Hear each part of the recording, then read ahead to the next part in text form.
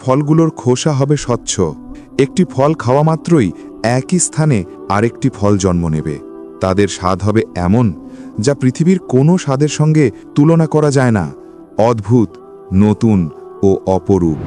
জান্নাতে আমরা এক নতুন ধরনের উপলব্ধি লাভ করব।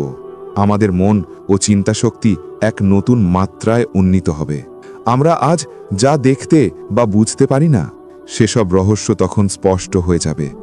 আজ আমাদের চোখে যেন এক পর্দা ঝুলে আছে, যা সত্যের অনেক অংশ আড়াল করে রাখে। কিন্তু জান্নাতে সেই পর্দা সরিয়ে নেওয়া হবে। আমাদের মন তখন আর আগের মতো কাজ করবে না। এখনকার পৃথিবীতে আমরা ভালো মন্দ, সুন্দর অসুন্দর, দুঃখ সুখ এই সীমিত মানদণ্ডে সব কিছু বিচার করি। কিন্তু জান্নাতে সেই সীমা বিলীন হয়ে যাবে।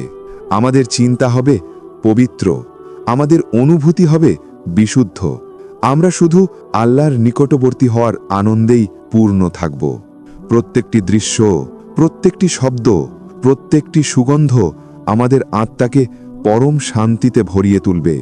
আর সেই পরম জগতের প্রতিটি মুহূর্তে আমরা উপলব্ধি করব, এই তো সত্যিকারের জীবন, যেখানে দুঃখ নেই, মৃত্যু নেই, আছে কেবল অনন্ত শান্তি, প্রেম ও পরিতৃপ্তি। জান্নাতের রয়েছে 7টি স্তর বা পর্যায়। ইবনে আব্বাস রাদিয়াল্লাহু আনহু থেকে বর্ণিত হয়েছে, সবচেয়ে উচ্চ স্তরের জান্নাতকে বলা হয় জান্নাতুল ফিরদাউস।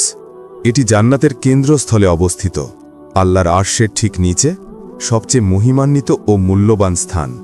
জান্নাতুল ফিরদাউস 4টি ভাগে বিভক্ত।